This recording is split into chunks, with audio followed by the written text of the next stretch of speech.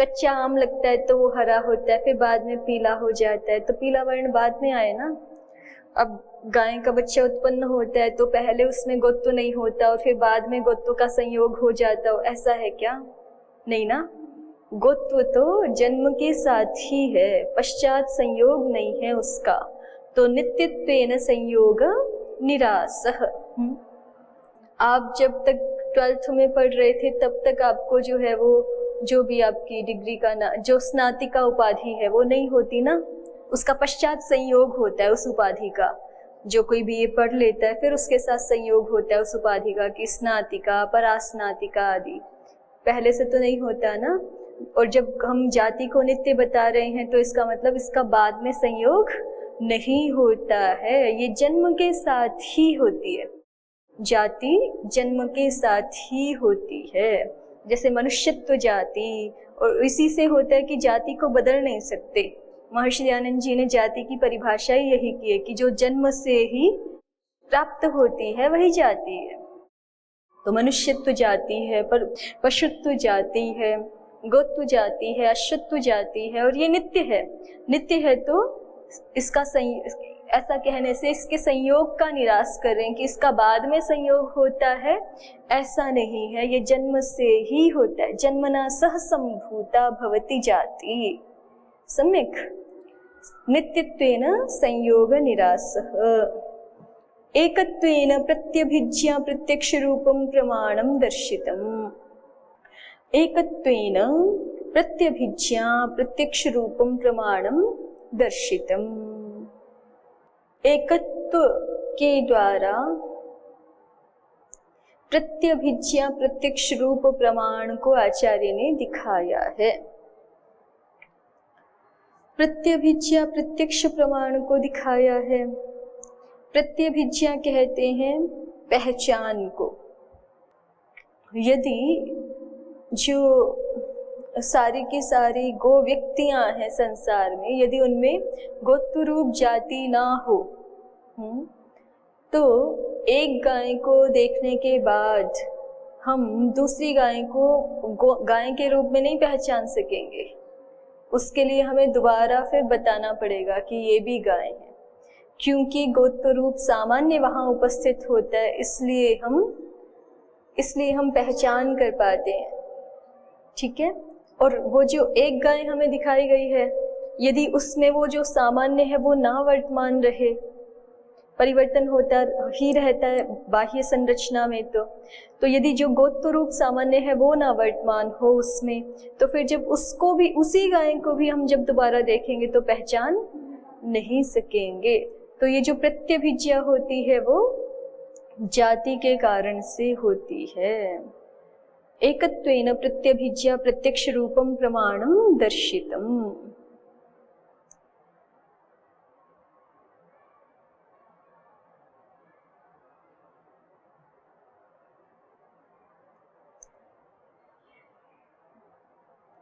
तो जाति है, इसमें क्या प्रमाण है? हमें प्रत्यभिज्ञा हो रही है। हमें प्रत्यभिज्ञा हो रही है, प्रत्यक्ष रूप देखते हैं हम किसी वस्तु का तो प्रत्यभिज्ञा कर लेते हैं, उसके समान उसी जाति वाली जो वस्तुएं हैं उनको पहचान लेते हैं। तो इससे पता चलता है कि एकत्व है, जाति का एकत्व है, और वह जाति अनेक व्यक्तियों में संवेद है। एकत्वेन, एकत्व कथनेन प्रत्यभिज्ञा प्रत्यक्ष रूपं प्रमाणं दर्शितम्। भूत शब्द प्रयोगानुपपत्तिं परिहरति। अब कोई जिज्ञासु शंका करे कि आचार्य ऐसा ही कह देते, यत्तर्हि तद् भिन्नेष्व भिन्नं छिन्नेष्व छिन्नं सामान्यम स शब्दः, इतना ही कह देते। ठीक है, सामान्य भूतम, ऐसा क्या बोलने की आवश्यकता है आचार्य को?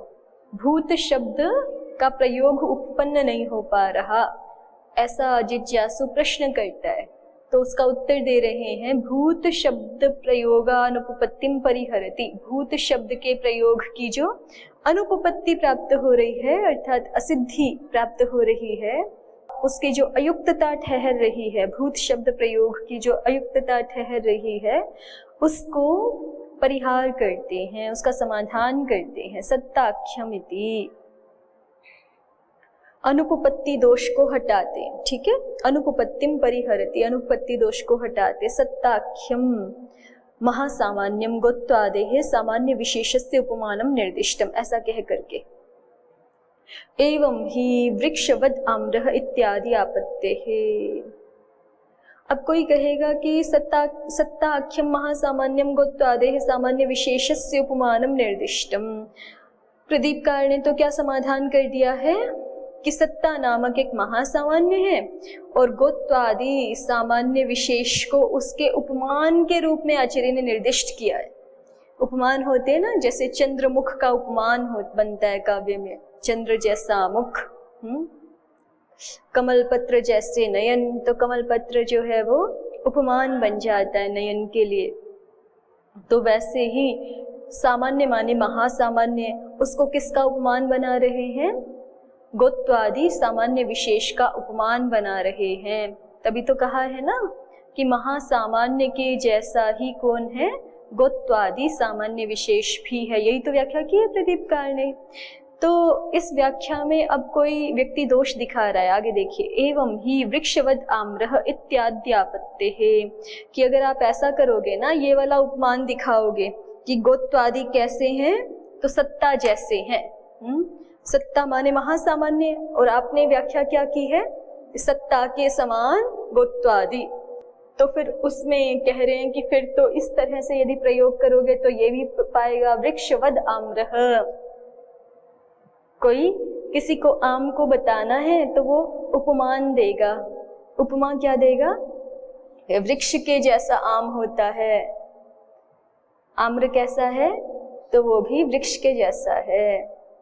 ध्यान दीजिए, सत्ता माने सबसे बड़ा सामान्य, महासामान्य, उसको उपमान के रूप में पकड़ाना अपने किसको समझाने के लिए? गोत्वादि को समझाने के लिए, ठीक है। तो इसी तरह से वृक्ष जो है एक बड़ा सामान्य है, और आम्र या फिर जम्बूहु या फिर जो भी आपके वृक्ष होते हैं वो सारे के सारे क्या हैं? उसी के विशेष हैं। वृक्ष रूप एक बड़ा सामान्य है, उसी के सामान्य विशेष क्या है? जितने भी प्रकार के वृक्ष हैं अलग अलग, आम्रः और बोलो दो चार पेड़ों के नाम,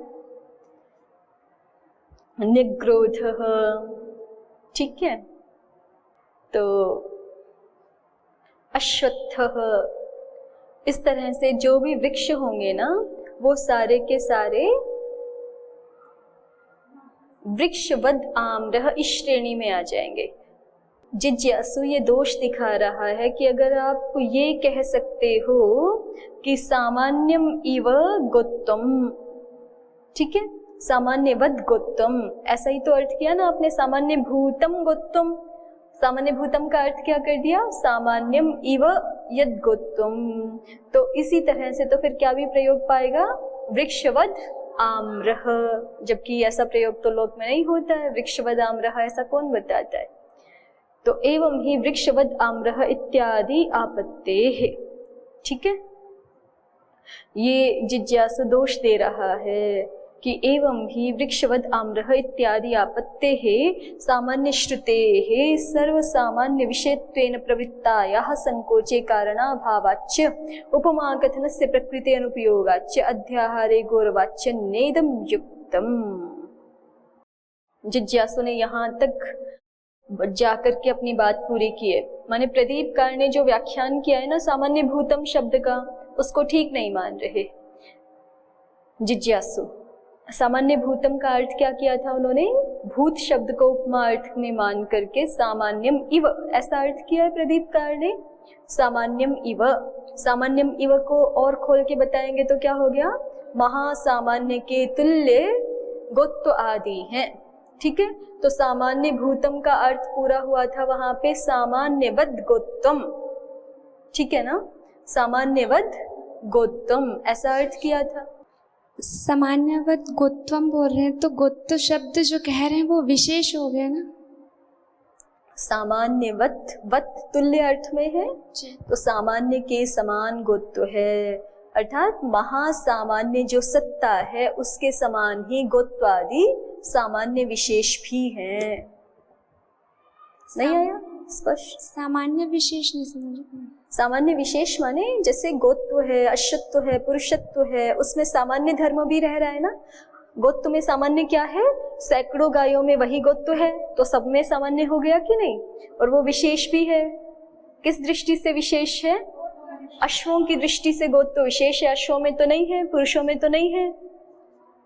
ठीक है, तो गोत्व आदि जितने भी हैं, चाहे वो गोत्व हो, मनुष्यत्व हो, पुरुषत्व हो, वो सारे के सारे सामान्य विशेष इस शब्द से कहे जाएंगे, क्योंकि उनमें सामान्य धर्म भी है, विशेष भी है। लेकिन जो सत्ता है वो तो पुरुष, सारे के सारे पुरुषों में भी सत्ता है, सारे के सारे अश्वों में भी सत्ता धर्म है, सारे के सारे गायों में भी सत्ता धर्म है, सब में है ना। तो सत्ता तो केवल महासामान्य है, वो सामान्य विशेष नहीं है। सत्ता महासामान्य है। और बाकी जितनी भी जातियां हैं, एक है पराजाति, सबसे ऊपर वाली, जिसको सत्ता ना शब्द से कह रहे हैं। सत का भाव सत्ता, होना। अब होना तो जिसका भी अस्तित्व है उसमें होना ये तो रहेगा ही। सत का तो कहीं भी अभाव नहीं है ना। अभाव हो तो फिर पदार्थ नहीं हो सकता। जिसको भी हम पदार्थ रूप में जान रहे हैं वो तो सत का ही विस्तार है। जैसे आप बोलते हो ना सच्चिदानंद, तो उसमें जो प्रथम है वो क्या है? सत।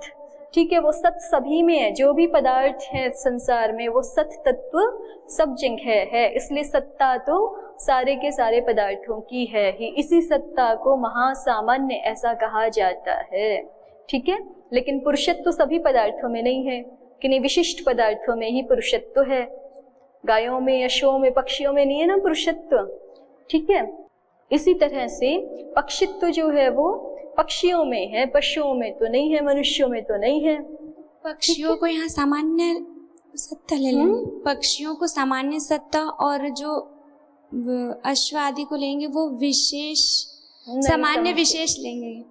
ये सारे के सारे केवल जो सत्ता है वो महासामान्य है।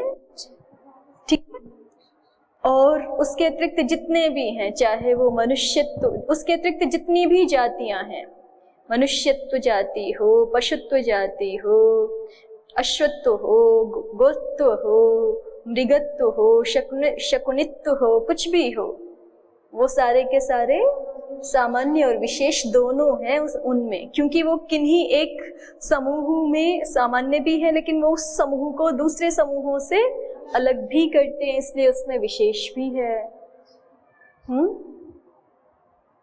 तो सामान्य भूतम का अर्थ क्या हो गया? सामान्य के तुल्य, क्योंकि भूत शब्द को उपमा अर्थ में लिया है। ठीक है, उपमा को ही हम इव शब्द से भी कहते हैं। उपमा के लिए हम वत प्रत्यय का भी प्रयोग कर देते हैं ना। तो सामान्य भूतम को मैं सामान्य वत ऐसा कह सकती हूँ। और हम ये तो हमने उपमा दी, सामान्य के तुल्य है। कौन, किसको कहना चाह रहे हैं? बात किसकी चल रही है? अथ गौर इत्यत्र कः शब्दः। ठीक है, तो गौः इस विज्ञान में भिन्नेष्व भिन्नम छिन्नेष्व छिन्नम क्या था? गोत्वम। गौः इस विज्ञान में भिन्नेष्व भिन्नम छिन्नेष्व छिन्नम क्या था? गोत्व था। वह गोत्व कैसा है? सामान्य के समान है। महासामान्य, सत्ता नामक महासामान्य के तुल्य ही गोत्व नामक सामान्य विशेष है। ऐसा व्याख्यान प्रदीपकार ने किया था। ठीक है, अब उद्योतकार कह रहे हैं कि यदि आप सामान्य भूतम का ऐसा अर्थ करेंगे तो उद्योत में जिज्ञासु कह रहा है कि फिर तो यदि आप ऐसा सामान्य भूतम का अर्थ क्या कर दिया आपने? सामान्यवद गोत्वम, यही अर्थ किया है ना, सामान्यवद गोत्वम। कि ऐसा अर्थ करोगे तो फिर अन्य भी लौकिक प्रयोगों की इसी प्रकार से प्राप्ति होगी। क्योंकि आपने क्या किया? सत्ता, महासत्ता के समान, महासामान्य के समान गोत्व आदि हैं, ऐसा कह रहे हो। तो फिर तो हम कहेंगे कि वृक्ष के समान आम्र है, जबकि ऐसा प्रयोग लोक में नहीं होता है। वृक्षवद आम्र ये भी पाएगा। ठीक है। वृक्षवद आम्रः, ये भी दोष आएगा। और क्या क्या दोष आएंगे उनको दिखा रहे हैं, देखिए। एवं ही वृक्षवद आम्रः इत्याद्यापत्तिः, यदि ऐसा व्याख्यान करेंगे जैसा प्रदीपकार ने किया है, तो वृक्षवद आम्रः इत्यादि दोष आने से, इत्यादि में क्या हो सकता है? और जैसे वृक्ष तो एक सामान्य शब्द है ना, और वो बहुत प्रकार के होते हैं, तो वृक्षवद आम्रः ऐसे प्रयोग कर दिया। ऐसे ही फलवद आम्रम ऐसे भी कह सकते हो आप, फलों के तुल्य ही आम्रफल होता है ना। अन्नवत गोधूमः, इस प्रकार के बहुत सारे प्रयोग पाएंगे ना, जबकि लोक में ऐसे प्रयोग नहीं होते हैं। तो ये दोष दिखा रहे हैं एक। एवं ही वृक्षवद आम्रः इत्यादि आपत्तेः, ऐसा यदि मानेंगे तो वृक्षवद आम्रः इत्यादि दोष आने से और सामान्य श्रुतेः सर्वसामान्य विषयत्वेन प्रवृत्तायाः संकोचे कारणाभावाच्च, सामान्य श्रुतेः सर्वसामान्य विषयत्वेन प्रवृत्तायाः, जो सामान्य श्रुति है, माने सामान्य शब्द जो है, ये बात पहले भी आ चुकी है। कहाँ पर आई थी? केशाम शब्दानाम पर प्रदीपकार ने कहा था। अथ शब्दानुशासनम का जो शब्द है वो एक सामान्य शब्द है, तो उसको आप विशेष अर्थ में संकुचित नहीं कर सकते। उसी बात को यहाँ दूसरे शब्दों में कहा जा रहा है। देखिए, सामान्य श्रुतेः सर्वसामान्य विषयत्वेन, जो सामान्य श्रुति होती है, माने जो सामान्य शब्द होता है, वो सर्वसामान्य विषयत्वेन प्रवृत्तायाः। अब यहाँ पे शब्द की जगह श्रुति का प्रयोग कर रहे हैं, एक ही बात है। शब्द कहिए श्रुति कहिए, एक ही बात है, क्योंकि शब्द का ही श्रवण होता है हमें। ठीक है, तो जो सामान्य श्रुति है, जो कि सर्वसामान्य विषय की संग्राहिका है, सर्वसामान्य विषय के रूप में प्रवृत्त हुई है, संकोचे कारणाभावाच्च, उस सामान्य श्रुति के संकोच में किसी भी कारण का अभाव होने से। ठीक है, सामान्य श्रुतेः सर्वसामान्य विषयत्वेन प्रवृत्तायाः संकोचे कारणाभावाच्च, और उपमा कथनस्य प्रकृति अनुपयोगाच्च, और जो आपने उपमा रूप अर्थ कर दिया है उसका प्रकृति में कोई उपयोग नहीं है, उपमा कथन का प्रकृति में अनुपयोग है। अध्याहारे गौरवाच्च, और अध्याहार हमें करना पड़ रहा है अलग से।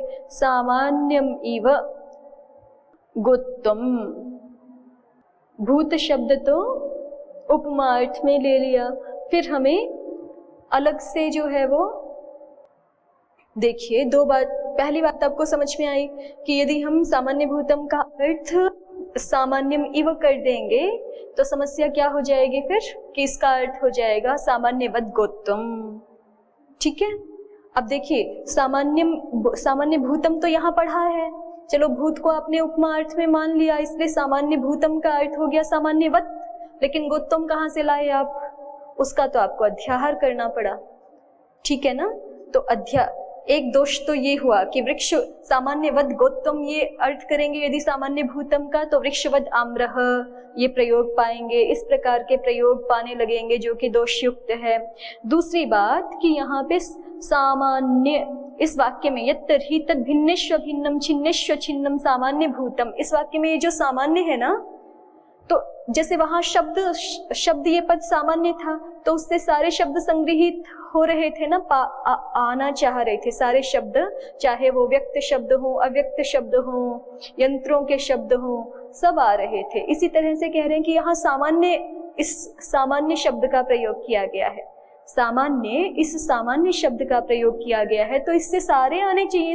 ये तो सामान्य श्रुति है, तो इससे चाहे महासामान्य हो, चाहे सामान्य विशेष हो, माने कि चाहे सत्ता हो, चाहे गोत्व हो, चाहे पुरुषत्व हो, चाहे अश्वत्व हो, वो सारे लिए जाने चाहिए इस सामान्य शब्द से। इस सामान्य को आपने महासामान्य इस विशेष अर्थ में कैसे संकुचित कर दिया? ठीक है, जिज्ञासु ये दोष दिखा रहा है कि सामान्य श्रुति जो कि सर्वसामान्य विषय को लेकर के प्रवृत्त होती है, उसके यदि संकोच में कोई कारण विशेष है, प्रकरण आदि, तब तो ठीक है, तब तो उससे विशिष्ट अर्थ को ले लिया जाएगा। लेकिन यदि कोई कारण विशेष नहीं है तो फिर उसको विशिष्ट अर्थ में नहीं लिया जा सकता।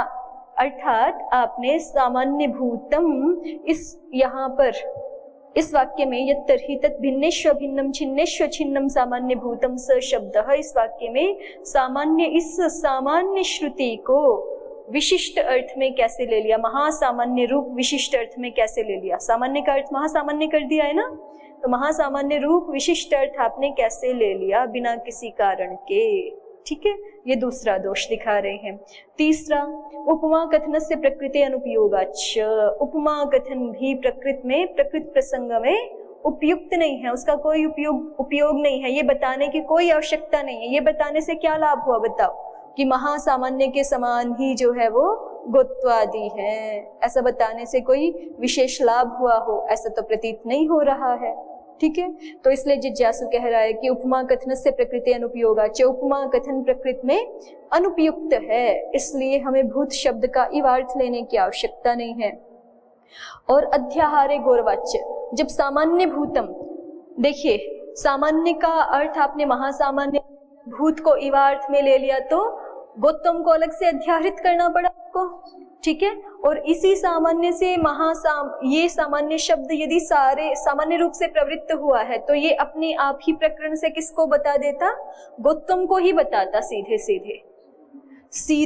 यदि हम प्रदीप को ना देखें तो प्रथम दृष्टि में वाक्य का अर्थ हमें क्या प्रतीत होगा, क्योंकि अथ गौर इत्यत्र कः शब्दः, ये प्रसंग चल रहा है, तो यत्तर्हि तद् भिन्नेष्व भिन्नम छिन्नेष्व छिन्नम सामान्य भूतम, तो सीधे सामान्य भूतम कहने से सीधे गोत्व पे ही पहुंचेंगे ना, तो फिर अध्याहार की आवश्यकता नहीं होती है। लेकिन आपने सामान्य को महासामान्य विशिष्ट अर्थ में पहुंचा दिया, फिर आपको गौतम का अलग से अध्याहार करना पड़ा। तो ये सारे के सारे दोष हैं। इसलिए नेदम युक्तम, ये जो आप व्याख्यान कर रहे हो सामान्य भूतम शब्द का सामान्यवद गोत्तम, ये व्याख्यान आपका ठीक नहीं है। स्पष्ट हुई बात। एवं ही, एक बार पंक्तियां फिर से देख लीजिए। एवं ही वृक्षवद आम्रः इत्याद्यापत्तेः सामान्य श्रुतेः सर्वसामान्य विषयत्वेन प्रवृत्ताया संकोचे कारणाभावाच्च उपमा कथनस्य प्रकृते अनुपयोगाच्च अध्याहारे गौरवाच्च नेदम युक्तम। ठीक, तो फिर अगर आप जो है वो किसी के व्याख्यान को गलत बता रहे हैं, दोषयुक्त बता रहे हैं, अयुक्त कह रहे हैं, नेदम युक्तम कह रहे हैं, तो फिर आपको कुछ अपनी ओर से समाधान भी देना पड़ेगा कि भाष्यकार की पंक्ति का फिर अर्थ क्या है, सामान्य भूतम से क्या लिया जाना है। तो फिर आगे देखिए, किंतु स्वरूपवाची सह, प्रदीप ने ये सारा व्याख्यान इसलिए किया था क्योंकि भूत शब्द को उन्होंने उपमा अर्थ में मान लिया था। तो भूत शब्द को उपमा अर्थ में मानेंगे तो फिर गड़बड़ है, ये बताया इन्होंने अभी। ठीक है, देखिए यहीं से तो शुरू हुआ था ना उद्योत का ये प्रसंग, भूत शब्द प्रयोगानुपपत्तिम परिहरति। भूत शब्द का प्रयोग अनुपपन्न हो रहा है, उस अनुपपत्ति रूप दोष के परिहार के लिए प्रदीपकार ने उस भूत शब्द को उपमा अर्थ में व्याख्यान किया, और उपमा अर्थ में व्याख्यान किया तो सामान्य भूतम का अर्थ सामान्यम इव सामान्यवत ऐसा हो गया, और सामान्यवत ऐसा हो गया तो फिर वहां गोत्व का अध्याहार करना पड़ा। ठीक है, लेकिन जिज्ञासु ने इसमें दोष दिखाया कि यदि ऐसा करते हैं तो वृक्षवद आम्रह आदि जो असाधु प्रयोग हैं वो पाएंगे। भूत सामान्य जो कि एक सामान्य पद है, उसको केवल महासामान्य रूप विशिष्ट अर्थ में आप ले जा रहे हैं बिना किसी कारण विशेष के, ये भी युक्त नहीं है। फिर प्रकृत प्रसंग में उपमा कथन की कोई आवश्यकता नहीं है। और चतुर्थ दोष क्या दिया है कि उपमा कथन कर देते हैं तो फिर आपको गोत्व का अध्याहार भी करना पड़ता है। तो इन सारे दोषों के कारण से भूत शब्द का जो आपने अर्थ किया है, भूत शब्द की अनुपपत्ति का परिहार करने के लिए जो आपने उसका अर्थ कर दिया है उपमा, वो ठीक नहीं है। तो फिर भूत शब्द का क्या ठीक अर्थ है ये भी बताना पड़ेगा। तो उसको कहा किंतु स्वरूपवाची सह, सह कह सभूत शब्द, भूत शब्द का स्वरूप अर्थ में भी प्रयोग होता है ना, खूब प्रयोग होता है संस्कृत भाषा में, लोक भाषा में भूत शब्द का स्वरूप अर्थ में प्रयोग होता है, वही दिखा रहे हैं यहाँ पे। देखिए आगे और भी प्रयोग दिखाएंगे कि भूत शब्द का कहाँ स्वरूप कहने के लिए प्रयोग होता है। किंतु स्वरूपवाची सह, सह कह सभूत शब्दः। तो स्वरूपवाची होगा तो वाक्य क्या बन जाएगा हमारा, यत्तर्हि तद् भिन्नेष्व भिन्नं छिन्नेष्व छिन्नं सामान्य स्वरूपम स शब्दः। ठीक है, जो सामान्य रूप है अर्थात जो गोत्व है वह शब्द है। क्या सीधे सीधे सामान्य भूतम का अर्थ सामान्य स्वरूप अर्थात गोत्व ये निकल करके आएगा और उसी के बारे में सीधे प्रश्न होगा, वह गोत्व ही शब्द है क्या। ठीक है, यत्तर्हि तद् भिन्नेष्व भिन्नम, वह जो भिन्न भिन्न गो व्यक्तियों में एक अभिन्न है, वह जो नष्ट होने वाली गो व्यक्तियों में अछिन्न है, वह जो सामान्य स्वरूप गोत्व है वही शब्द है क्या। ये प्रश्न का सीधा सीधा अभिप्राय रहेगा। ठीक, अब कोई कहे कि कह रहे हो भूत शब्द स्वरूपवाची है, तो और कहीं भी भूत शब्द का स्वरूप अर्थ में प्रयोग होता है क्या, उसको आगे दिखा रहे हैं। देखिए, वृद्धि संज्ञा सूत्रस्थ भाष्य प्रयोगस्य प्रमाण भूतः इत्यस्य स्वयं करिष्यमाण व्याख्यान रीत्यास्यापि व्याख्यान संभवात्। वृद्धि संज्ञा सूत्रस्थ भाष्य प्रयोग है।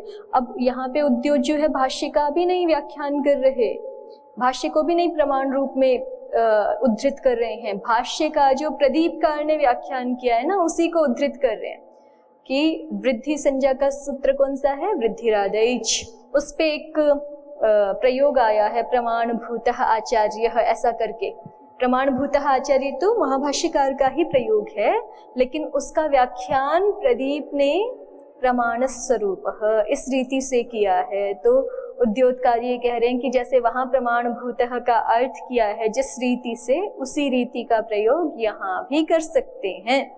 ठीक, वृद्धि संज्ञा सूत्रस्थ भाष्य प्रयोगस्य प्रमाणभूतः इत्यस्य स्वयं करिष्यमाण व्याख्यान रीत्या अस्यापि व्याख्यान संभवात्।